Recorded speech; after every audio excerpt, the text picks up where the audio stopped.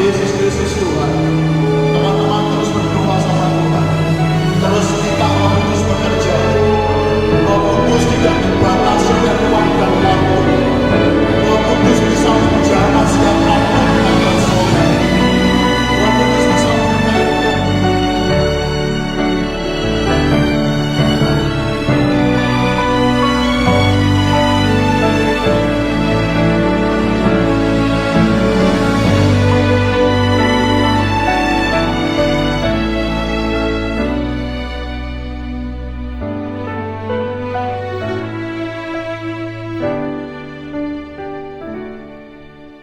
Pada kesempatan siang hari ini kita sudah melakukan pelatihan tentang mentoring, pola-pola mentoring, prinsip-prinsip mentoring, dan kesempatan hari ini kita sudah masuk ke sesi pertama, yaitu pelatihan langsung mempraktekkan pola-pola mentoring. Bisa dilihat teman-teman di sana ada kelompok yang cewek-cewek, ada kelompok yang cowok-cowok.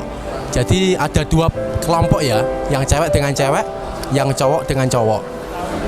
Jadi pola mentoring ini bertujuan untuk ya kita membuka sesi curhat di mana nanti men-sharingkan kejadian yang berhubungan dengan tema yang ditentukan. Nah, ini kita sedang praktek seperti ini kira-kira pemandangannya.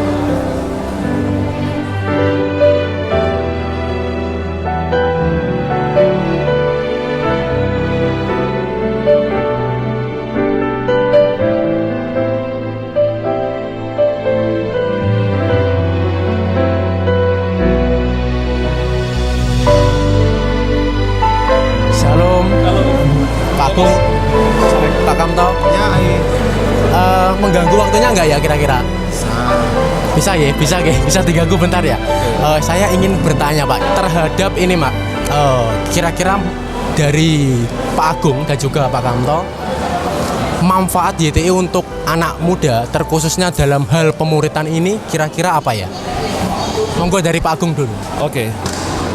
Ya, kalau menurut saya YTI ini sangat bermanfaat sekali dalam pendampingan untuk generasi muda, remaja, karena mengingat tantangan sekarang ini tidak mudah, terlebih setelah pandemi kemarin.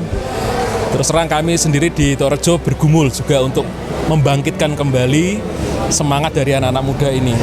Banyak yang sudah sibuk dengan pekerjaan, sibuk dengan kuliah, terus adik-adik remaja yang sedang mencari jati dirinya sempat dulu berjalan baik, ada pola mentoring ketika kakak-kakak masih banyak di rumah.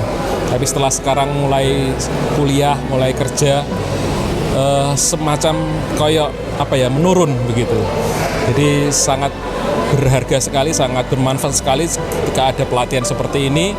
Kami berharap juga ini nanti bisa menjadi penyemangat untuk generasi muda, menjadi partner dalam pelayanan nanti ke depan bersama dengan YTI, dan kita bisa bersama-sama bertumbuh.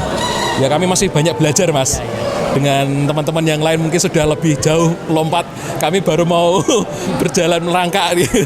Ya, demikian Mas mungkin dari saya. Seberapa pentingkah adanya pemuritan terkhusus dalam pola mentoring ini di gereja masing-masing terkhusus untuk anak muda? Seberapa pentingkah Bapak? Ya, dalam perubahan perilaku sosial di era digital, apalagi pasca pandemi, kebutuhan untuk mencari seseorang yang bisa dipercaya, membagi beban dan pergumulannya itu menjadi sangat penting. Tentu kita tahu bahwa dengan berkembangnya sosial media, orang-orang memiliki relasi yang di dunia maya. Tetapi itu tidak sepenuhnya menjawab kebutuhan dalam interaksi sosial. Ada masalah-masalah yang tidak mungkin bisa diceritakan. Kadang-kadang malah gini, ketika dia menulis di story atau update status, diprasangkai sebagai guyonan, malah justru terjadi pembulian oleh kawan sendiri. Nah, bentuk pemuritan yang dikerjakan dalam pola seperti ini, menurut saya menjadi sebuah kebutuhan yang makin kesini makin mutlak dibutuhkan. Sehingga proses untuk interaksi, proses untuk berbagi, proses untuk melakukan pendampingan bisa terjadi sangat maksimal. Dan kami di Sembatorakung sendiri sangat konsisten karena kami tahu ini menjadi kebutuhan yang sangat mutlak dibutuhkan oleh anak-anak sekarang ini. Itu yang pertama. Lalu yang kedua, dalam proses pendampingan kakak mentor, adik mentor, membuat proses transfer karakter, transfer spiritual menjadi lebih efektif. Karena kalau di khotbah, di ibadah sangat monolog.